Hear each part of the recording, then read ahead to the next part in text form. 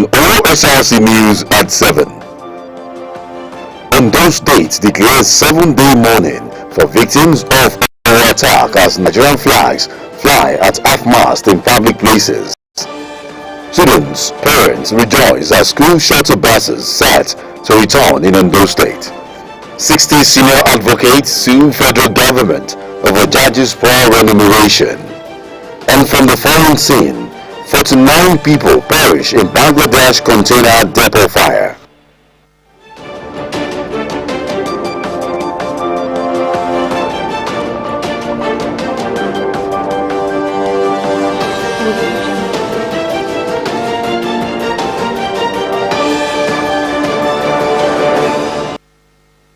Thanks for joining us on the news tonight. Oluwatoyin Omodara is my name. Eminent Nigerians have continued to pay condolence visits to Owo over Sunday's gruesome murder of worshippers in a Catholic church in the ancient town. The Vice President, Professor Yemi Oshimbajo, national event to commiserate with people of the town.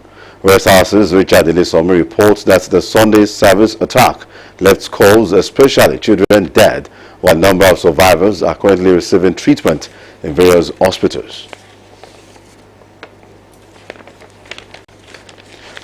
We'll bring you the details in the course of the bulletin.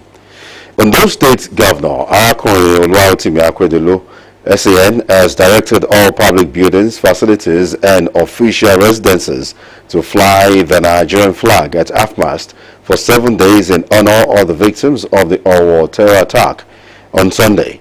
In a statement by the governor's chief press secretary, Richard Olatunde, Governor Akojopo said the attack on innocent worshippers at St. Francis Catholic Church, Owalua Street, Owo, was a deliberate and calculated assault on the people of the state. The governor said those who unleashed these unprovoked terror attack on our people have tested the collective resolves of residents, and the government will not be deterred in responding appropriately to these dastardly acts. Meanwhile, about 80% of Nigerian flags in Accra and Ondo State capital are flying half-mast following the directive by the Ondo State government that all public buildings and official residences in the state should fly the Nigerian flag at half-mast for 7 days. The governor, Oluwatoyin Akojopo, gave the directive as a way of honoring victims of the terrorist attack on St. Francis Catholic Church, Owalua, Owo, in our local government area of Ondo State, where so many lives were lost. Joy Powers now completes the story.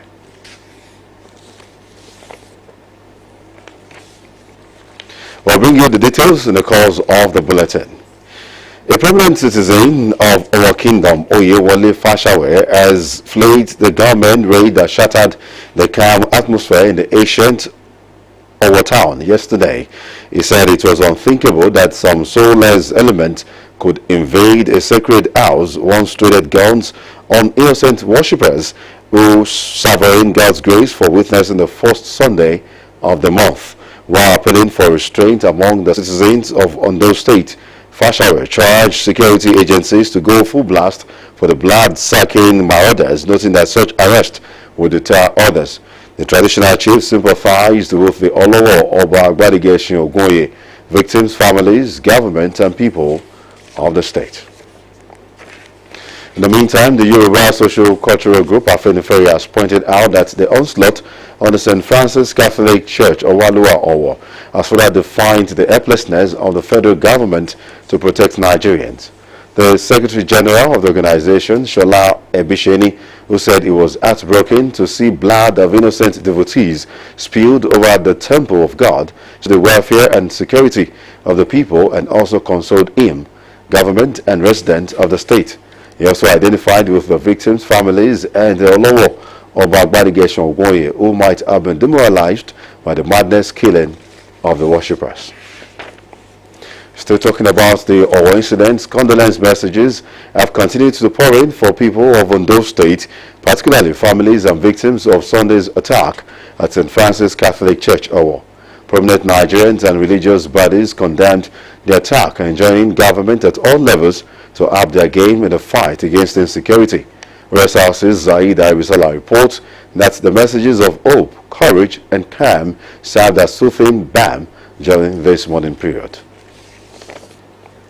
Former President Goodluck Jonathan, in a condolence message to the government and people of Ondo State, condemned the deadly Sunday attack on St. Francis Catholic Church in Owo. He says, "I offer my heartfelt condolences to the victims, their families, the entire congregation of St. Francis Catholic Church in Owo, as well as the government and people of Ondo State." It decried the nefarious activities of murderous criminals in the country and urged security agencies to go after them, adding that all efforts should be made to apprehend and bring them to justice. The presidential candidate said, "Any attack on innocent citizens, indeed of a gathering of worshippers in any place in Nigeria, stands condemned. It is a red line." He further said, "My prayers are with the people of Owo, especially families of the deceased. I do hope that the state government and relevant security agencies will leave no stones unturned in apprehending the criminals." Similarly, presidential candidate on the platform of Labour Party, Peter Obi, has reacted and commiserated with the people of Ondo State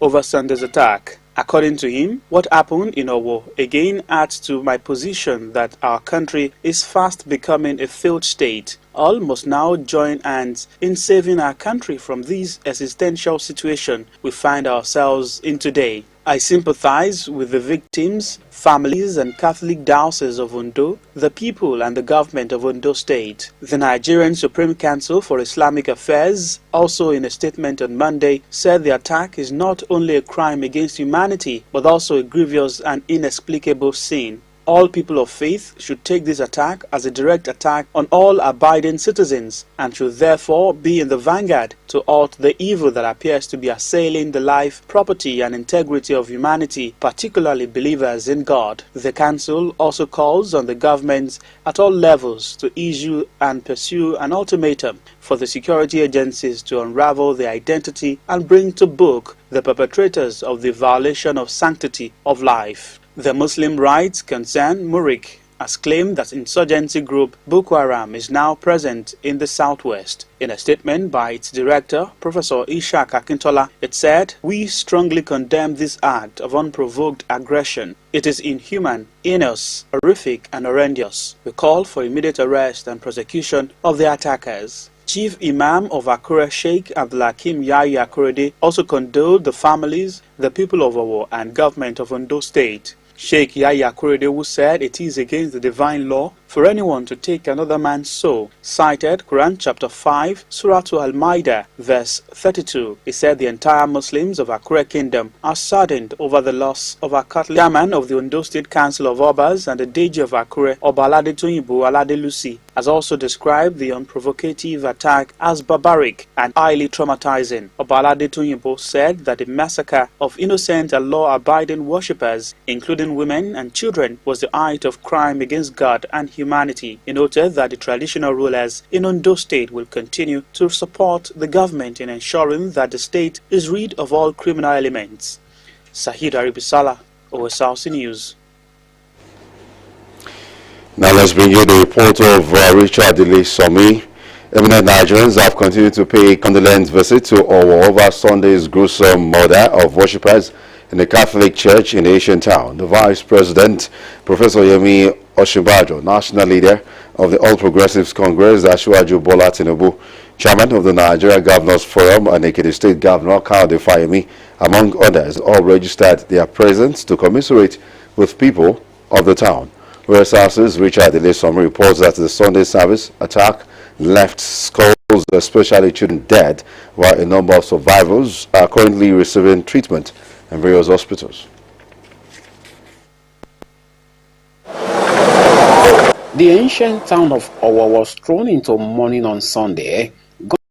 Gunmen gracefully murdered scores of worshippers and wounded many at St. Francis Catholic Church during a Pentecost service. With the town drenched in sorrow, weeping and wailing, eminent Nigerians have continued to visit the town to commiserate with Olowo and his people, the government and the people of Ondo State. The Vice President, Professor Yemi Osinbajo, was there on Monday to convey the condolences of President Muhammadu Buhari and was received by Governor Olwarotimi Akeredolu. Osinbajo, who visited the scene of the incident, ended his condolence visit to the Palace of Olowo, where he described the attack as an affront on humanity and the town, and expressed shock at the magnitude of the incident. Osinbajo, who said President Buhari is grieved over the massive loss of lives, said the federal government will work with Ondo State to better secure the Sunshine State. I think that I'm also pleased to see that there's been relative calm here, and that people have decided that they will go the way of the law. They will ensure as much as possible that they follow the due process to ensure that all things are resolved positively. Once more, Your Excellency, I want to thank you and to appreciate all that you're doing here in Ondo State. We all call you the Commander-in-Chief of Amotekun, and it's not for nothing that we call you that. We're very grateful to you for all the work that you're doing here. Responding, the Olowo Obagbade Geshin Ogunye wants the federal government to flush out the forest of illegal occupants and devolve more powers to states to take care of their security.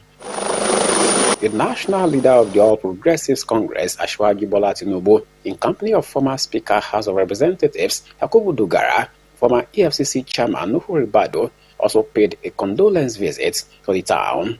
At the Olowo's Palace, Tinubu condemned what he called dastardly acts and condoled with the monarch, government, and the people of Ondo State. The security situation in the country has to be enhanced, and we have to do everything possible to apprehend those who are involved. Whatever we can do as politicians and the government support, we will do to ameliorate the suffering of those who are still. Ekiti State Governor and Chairman of the Nigerian Governors Forum, Kayode Fayemi, and the former Governor of Ogun State, Ibikunle Amosu, also visited the town. Fayemi called for a concerted effort to tackle insecurity in the country. The mood in the town shows that the people of Owo are yet to recover from Sunday's attack, as streets are deserted, shops and schools are also closed. Most residents remain indoors, still nursing the wounds of losing their kinsmen. From Owo, Richard Ilesomi, Osrc News. The Inspector General of Police, IGP Usman Akali Baba, has ordered full-scale investigations into the Catholic Church attack incident in order to bring to book the perpetrators of the gruesome killing of the worshippers at the church. According to the IGP, who condemned the brutal murder of innocent Nigerians, said preliminary investigations revealed the government invaded the church with arms and materials suspected to be explosives. He noted that further investigations revealed that some of the gunmen disguised as congregants, while other armed men who had positioned themselves around the church premises from different directions fired into the church. The statement added that the assailants fled the scene using a Nissan Sonica with registration number AKR 895AG, which was snatched from the owner and escaped through Owo Ute Road. The vehicle has however been recovered, while the owner of the vehicle is currently assisting the police in its investigations. Let's go for a break now. When we come back, we'll serve you more stories on the news. Please stay with us.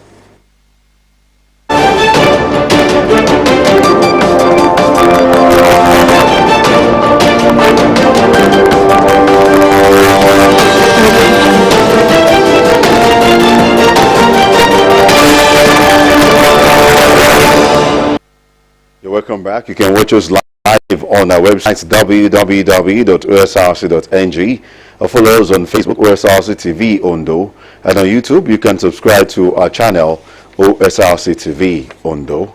Now to the rest of the bulletin. Stakeholders meeting on the resuscitation of school shuttle buses has been held in Akure, the Ondo State capital. The meeting, which was held at the State Ministry of Transport, had in attendance the various groups from the education sector of the state. OSRC's Zimo Ebiemi reports that part of the resolution was the payment of 100 naira or 150 naira per day as an assistance to government effort. The report is presented from our studio. The stakeholders meeting was organized by the Ministry of Transport, for the resuscitation of the school shuttle buses, which was stopped during COVID-19 pandemic. The meeting, at the instance of the Special Advisor to the Governor on Transport, Mr. Toby Ogunleye, was attended by representatives of the State Parents Teachers Association, representatives of the state anchors, and the various groups in the education sector in the state. Addressing the gathering, the Special Advisor, Mr. Ogunleye, appreciated the various education associations in the state for their efforts in the resuscitation of the school shuttle buses in the state. So we have a robust deliberation. So it was unanimously suggested and then presented that the fare should be 150 naira a day, that is 75 naira to 75 naira through. That is one category. The other one, they have the opinion that it should be 50 naira to 50 naira from. So it's subject to classification. If you can look at it, before we agree or we suggest the two options, the average cost as of today is 500 naira per day. So the idea of commercializing or making profit out of it is out of it. The Ondo State government is not ready, is not willing to cancel the shuttle buses for our students. The various representatives in the state education sector and the representative of National Council of Women Society, Mrs. Nika Odedelen, also thanked the state government for its decisions. I think plus minus that number, if you still put it at 100 naira, it will still go down. I don't want to say it, sir, before this house. Anything above 100 naira, you see this government will just say put it aside. Because when the cost of tires were given, we know how many tires these buses will use, and to put them on the road is going to be much. The cost should still be on that 100 naira. Some of the parents expressed delight at the resolutions. The present cost of diesel is too much. Governments will have a lot of responsibilities, I know. The state government assured parents that the school shuttle buses would be back on the roads soon. No fewer than 60 senior advocates of Nigeria have stormed to the National Industrial Court in Abuja for a legal battle against the federal government over the poor salaries of Nigerian judges. It was gathered that the senior lawyers were to challenge the Attorney General of the Federation, Abaka Malami, the National Judicial Council and the National Assembly, seeking an order to compel the upward review of the salaries of judicial officers. Report says the sides who were from different parts of the country had begun consultations on how to table their argument and persuasions in the court. Meanwhile, members of the Parliamentary Staff Association of Nigeria, PASSN, have staged a protest at the National Assembly gate over the unpaid backlog of reviewed salaries and allowances. According to the organization, the management of the National Assembly has refused to fulfill their part of the agreement signed early in the year, leading to an indefinite strike. PASSN, in a statement, said the industrial action came after 3 notices to the management led by the clerk to the National Assembly, Amos Ojo. And to the foreign scene, voters in Kazakhstan have backed constitutional amendment proposed by President Kassym-Jomart Tokayev in the June 5 referendum. The Central Election Commission said 77.18% of votes were in favor of the amendment, which decentralized decision-making and stripped Pang, former leader Nursultan Nazarbayev, of his leader of the nation's status. Omorion Langbeji has details. A potential turning point for Kazakhstan, the president says the referendum will decentralize the political system and outlaw nepotism. It comes after peaceful protests over fuel prices turned deadly, toppling the former president's 3-decade rule. But the proposed reforms have surprised and excited others. We were warned that there would be a referendum literally a month ago, and more than 90% of our society do not know or understand what a referendum is. The importance of constitutional amendments is obvious. I came to vote for the first time in my life and I'm 54 years old. So for me this referendum is very important. I even wrote a request at another polling station that they come to my home so that my father, who is 92, could also vote. The changes to Kazakhstan's constitution, critics say, will only bolster the president's ambitions for a second term. There's a lot of questions about whether this really will reset relations between the state and its citizens, which are pretty traumatized after the violence in January. The president also faces another challenge: stay neutral on the war in Ukraine while maintaining security and economic partnerships with Russia and the West. Omoniola Mbiji, Osrc News. At least 49 people have been killed and more than 300 injured after a massive fire swept through a container depot in southeastern Bangladesh. According to senior officials, the fire broke out at a container facility at Sitakonda, 40 kilometers from the port city of Chittagong, triggering multiple explosions. Joy Pius has details. Late on Saturday night, a massive explosion rocked this container depot. Fire then spread from one container to another by chemicals stored in some of them. The blast was felt up to 4 kilometers away. About 4,000 containers were stored here. Many were filled with clothes destined for Western retailers. A hospital source said the death toll is expected to rise. Last night, I talked with my brother 10 minutes before the accident. We had no contact with him since the accident. We have no idea about his condition and whereabouts yet. Rescue workers say more bodies lie under the debris. Fire service officials suspect a container of hydrogen peroxide exploded and flames spread quickly to other containers. The exact cause for the fire is still not known. The Chattogram District Administration and the fire department has started a separate independent probe body to find out the real reason behind the fire. Meanwhile, the government has announced a financial compensation package for the victims' family. The fire department says several firefighters died and others are missing. The actual cause behind the incident will be revealed when it's investigated. As far as I know, the Deputy Commissioner's office has formed a probe committee. The fire brigade must have launched a separate investigation or will do so.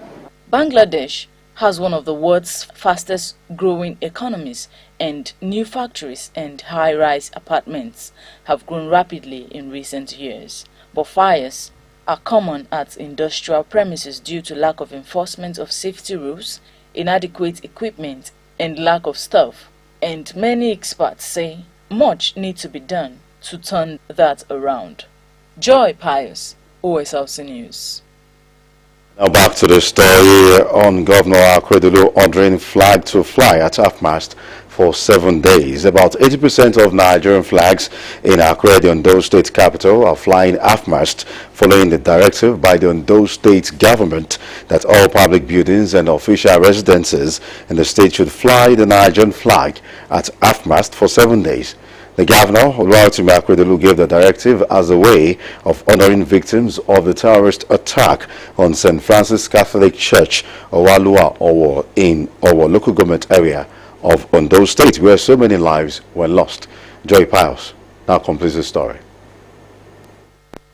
Following the terrorist attack on St. Francis Catholic Church, Owalua Owo, in Owo local government area of Ondo State on Sunday, Ondo State Governor Oluwarotimi Akeredolu directed all public buildings, facilities, and official residences in the state to fly the Nigerian flag half-mast for 7 days to honor the victims of the attack. OSRC's visits to some government offices as well as official residences in Akure, the Ondo State capital, shows compliance with the directive.